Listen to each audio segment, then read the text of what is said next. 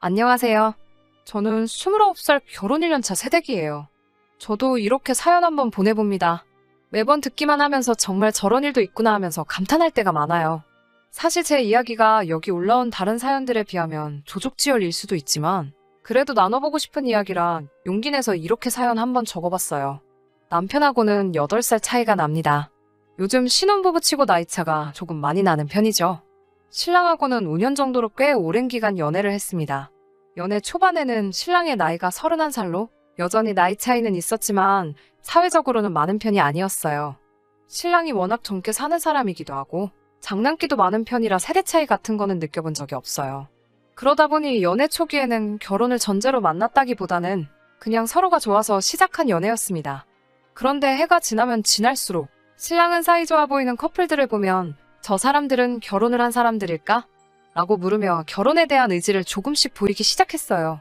프로포즈는 받지 못했지만 그런 신랑의 모습에 저도 27이면 슬슬 결혼 생각도 해야 할 나이였으니 이 남자라면 평생을 같이 해도 되겠다는 생각이 들게 되어서 저희는 연애 3년 차부터는 결혼을 전제로 만나는 연애를 시작하게 되었습니다. 주변을 둘러봐도 신랑만한 남자가 없다고 생각하기도 했고 만나온 기간이 길어서 그랬나 정도 많이 들었으니까요.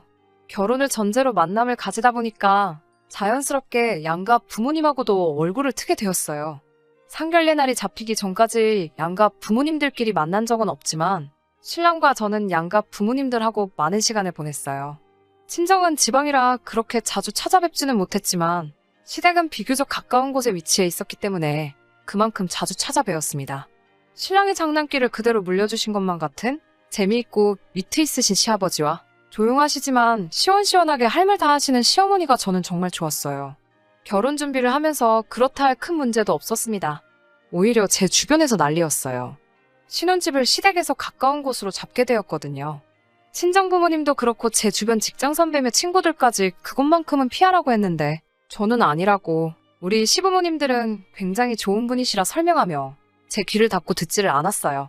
신랑의 나이도 있고 해서 이세계획이 급하게 있었기 때문에 아이가 생기면 케어를 해주신다는 시어머니의 말씀 아래 주변에 만류해도 신혼집은 시댁 근처로 잡게 되었습니다. 실제로 결혼 준비는 순탄키만 했고 적당한 전셋집에 적당한 혼수, 예단까지 아무 일도 없이 조용히 전부 넘어갔습니다. 신혼집 정리하는 것도 시가에서 많이 도와주셨고요. 결혼 전에는 남편이 홍기 다 놓쳐가는 걸 구제해줬다며 우리 며느리 하시면서 저에게 간이고 쓸개고 다 빼주실 것 마냥 행동하셨던 시부모님이 변하신 건 결혼한 직후부터였습니다. 막상 결혼을 하고 보니 주변 말을 들을 거라는 후회가 막심했어요. 제가 제 고집으로 내린 결정이었으니 어디 가서 말은 하지 못했습니다. 시어머니는 저희 집에 자주 찾아오셨어요. 집안일을 거들어 주시기는 했지만 매번 조곤조곤하신 말투로 잔소리 아닌 잔소리를 하시는데 어떻게 제가 대들을 수도 없고 참 힘들더라고요. 특히나 손빨래를 고집하시는 부분이 가장 힘들었습니다.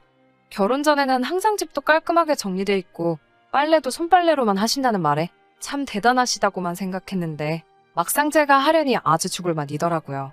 시어머니가 언제 찾아오실 줄을 모르니 일부러 빨래를 저녁 늦게 해볼까 싶어서 모아놓으면 어김없이 전부 꺼내오셔서 같이 손빨래를 도와주시고 아침 일찍부터 세탁기를 돌리고 있다가 그걸 들키는 날에는 한참 동안 잔소리 아닌 잔소리를 들어야 했어요.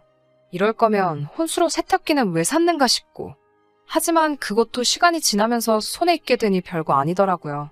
신랑이 퇴근하고 나면 양말이나 수건 같은 것들은 직접 빨라고 시키니 다음날에 빨래거리도 별로 없고 이불이라든지 큰 빨래 같은 건 일부러 하지 않고 남겨두면 시어머니가 오시는 날에는 도와주시기 때문에 오히려 그 점을 이용했어요. 하루는 욕조에서 같이 이불을 밟고 있는데 시어머니가 저에게 먼저 어떻게 너네는 올 때마다 이불 빨래가 있냐며 이제 힘들어서 이불 빨래는 못 도와주시겠다고 하더라고요. 그래서 제가 어머님 요즘 세탁기가 얼마나 잘 나오는데요. 결혼할 때 산 게 최신형 모델이라 참 좋은 거예요. 그러면 앞으로 빨래는 세탁기로 할게요. 라고 말씀드렸는데 잠깐 고민하시더니 금세 포기하시더라고요. 조금 마음에 안 드는 듯한 눈치셨지만 저는 이제 빨래로 스트레스 받을 일이 없어져서 너무 좋았어요. 나름대로 불편한 상황을 재치 있게 넘어가고 있는 와중에 저를 가장 서운하게 만드는 것은 따로 있었어요. 시어머니가 자주 찾아오시는 만큼 저희도 시댁에 자주 방문을 했어야 했습니다. 결혼 전에는 술 드실 때마다 말씀이 많으신데다가 재밌기까지 하셔서 그 모습이 유쾌하다고만 생각했던 시아버지의 그 모습은 변함이 없으셨어요. 단지 술 마시는 날이 너무 잦으신 게 문제였어요. 거기서 끝나면 다행인데 늘 술만 드시면 신랑에게 전화를 걸어 술심부름을 시킨다던가 우리 부부를 불러 집에 와서 같이 한잔하고 가라고 자주 저희를 부르셨습니다. 시아버지가 또 그냥은 술을 드시는 분이 아니셨기 때문에 항상 술자리는 진수성찬이었어요. 처음엔 가는 게 귀찮고 부담스러웠지만 이것도 적응이 되니까 남은 음식도 잔뜩 싸오고 그러는 김에 시간에 냉장고까지 털어서 오면서 나름대로 실속도 챙겼죠. 저는 저 나름대로 불편했던 점들을 좋은 게 좋은 거라는 마음으로 나름 재치있게 풀어나가고 있다는 생각을 했는데 시어머니는 저의 그런 점이 얄미웠던 건지 마음에 안 드셨나 봐요. 제가 아이를 가질 계획에 결혼 후에는 술을 입에도 가져다 대지 않았는데 어느 날부터인가 그런 제 모습을 보면서 그렇게 저희가 시댁에 찾아간 날이면 저를 따로 식탁으로 부르셨어요. 남편하고 시아버지는 거하게 차려진 술상에서 술을 주거니 받거니 하고 계시는 동안 저는 시어머니와 식탁에 마주보고 앉아 따로 식사를 하게 되었어요. 우리는 술도 안 먹으니까 이거나 먹자고 하면서 따로 식사를 준비하셨더라고요. 그런데 식탁 위에는 누가 봐도 전날 드시던 음식들이 올라와 있었습니다. 어떤 날에는 아예 대놓고 이건 어제 한 거라고 먹어도 괜찮은 거라고 하시면서 저에게 잔반 처리를 계속해서 시키셨어요. 남편은 이따금씩 제 눈치를 보면서 술 마시다 말고 식탁에 기웃대면서 저에게 와서는 자기야 뭐 먹어? 하면서 제가 먹고 있는 잔반들을 쓱 보고는 맛있어 보인다고 말하고 한 입씩 바꿔 먹겠냐며 제 밥그릇 위에 한 움큼 덜어주고 가거나 아예 그릇째로 들고 와서 제 입에 넣어주기도 했어요. 시어머니는 완전 세모눈을 떠서 그런 저희를 노려보셨는데 그러면 제가 어머님 아직 저희 신혼이잖아요 하면서 너스레를 떨었죠. 그 모습에 분해하시는 듯한 시어머니 반응을 보니 이건 이제는 시어머니와 저 사이에 남들은 눈치채지 못하는 작은 기싸움 같은 걸로 변해 있었습니다. 대놓고 나쁜 시어머니 역할은 신랑이 항상 제 편을 들어주니 못하시는 것 같았고 사사건건이 아주 작은 일들만 가지고 트집을 잡으셨어요.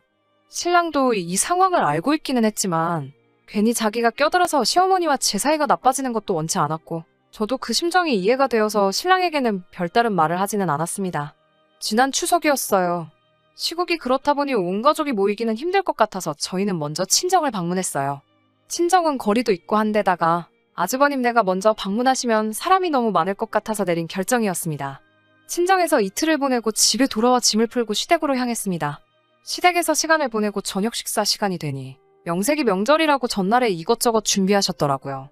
갈비찜에 잡채에 맛있는 음식들이 많았지만 저는 대번에 이 음식이 저를 위한 게 아니란 걸 눈치챌 수 있었어요. 갈비찜이며 전이며 하는 것들은 전부 매번 시아버지와 남편 둘이서 술을 대작하는 상 위로 차려지기 시작했고 시어머니는 냉장고에서 밑반찬들을 꺼내와서 따로 식사 준비를 하고 있었기 때문이에요. 언젠가 제가 고등어만큼은 특유의 그 비린내 때문에 잘 못 먹는다고 했는데 의도하셨는지 그날따라 우연히 겹친 건지는 모르겠지만 어제 아주버님네가 먹다가 남은 건데 버리긴 아까워서 그러니 같이 먹자꾸나 하시면서 고등어 구이를 떡하니 식탁 위에 올리시더라고요. 전자레인지로 대충 데워서 말라 비틀어지기는 더 말라 비틀어져 있고 비린내까지 올라오는 고등어 구이를 보고 있으니 저녁 먹을 마음까지 다 달아나는 것 같았어요. 심지어 반 정도는 이미 다 먹은 상태고 깍두기 국물인지 뭔지 모를 김치 국물 같은 게 살코기에 떡하니 묻어서 같이 말라붙어 있더라고요. 그래도 시어머니가 솜씨가 좋으셔서 밑반찬하고 밥을 먹어도 꽤나 괜찮은 식사였기 때문에 되도록 고등어를 피해가면서 식사를 하고 있었어요. 그런데 시어머니가 저보고 왜 이렇게 깨작깨작 먹냐면서 이것도 먹어보라고 하면서 그 비린내 나는 고등어를 제 밥 위에 올려주시더라고요. 그래서 제가 어머님께 이거 상한 것 같다고 비린내가 너무 심하게 나서 못 먹겠다고 하니 이렇게 맛만 좋은데 어디가 상했느냐며 계속해서 살을 발라서 제 밥 위에 올려주시는데 먹기 싫었지만 최대한 표정 관리하면서 전부 먹었습니다. 일부러 시어머니한테 대들면서까지 일을 크게 만들고 싶지는 않았거든요. 억지로 꾸역꾸역 밥을 밀어넣고 뒷정리를 도와드린 뒤에 자고 가라고 준비해 두신 손님 방으로 들어갔어요. 저녁도 부실하게 먹으니 속상하기도 하고 서럽더라고요.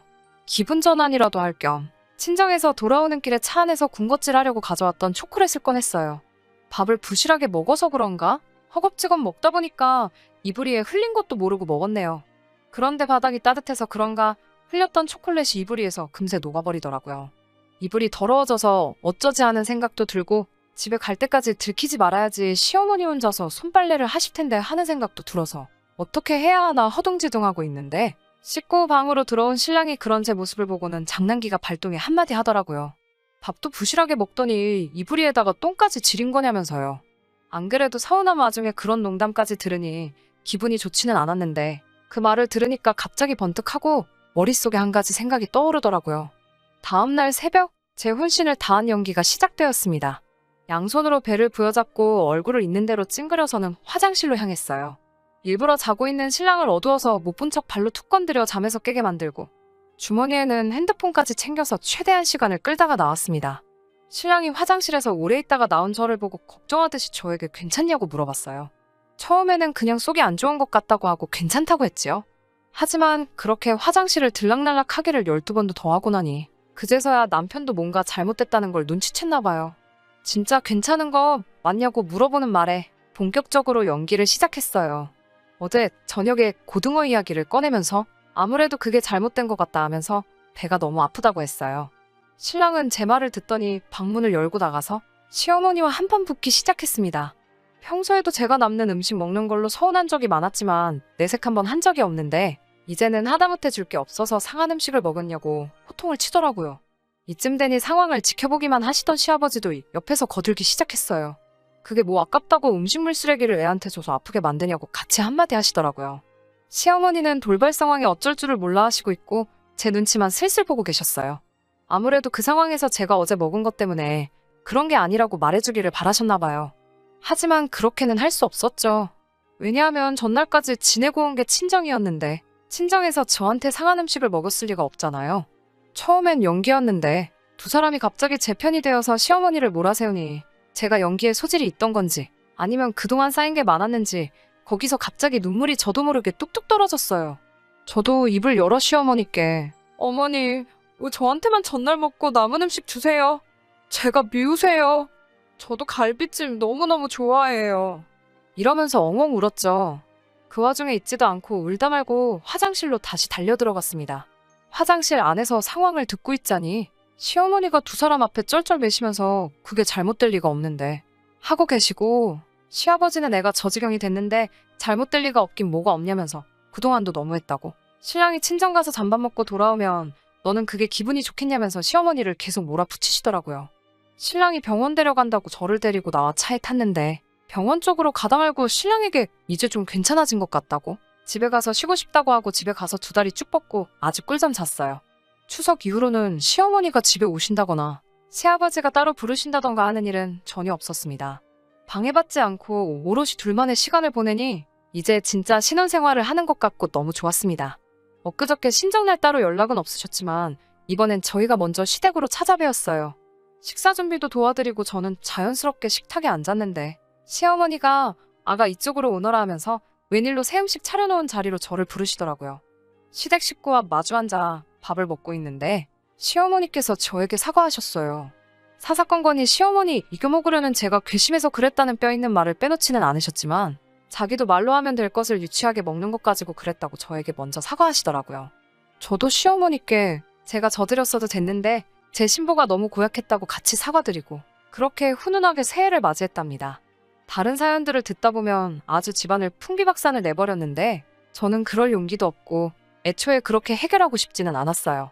이제 화목해진 저희 가족에게 앞으로 무궁한 안녕과 번영이 있기를 기도하면서 사연 들어주신 모든 분들도 새해 복 많이 받으세요.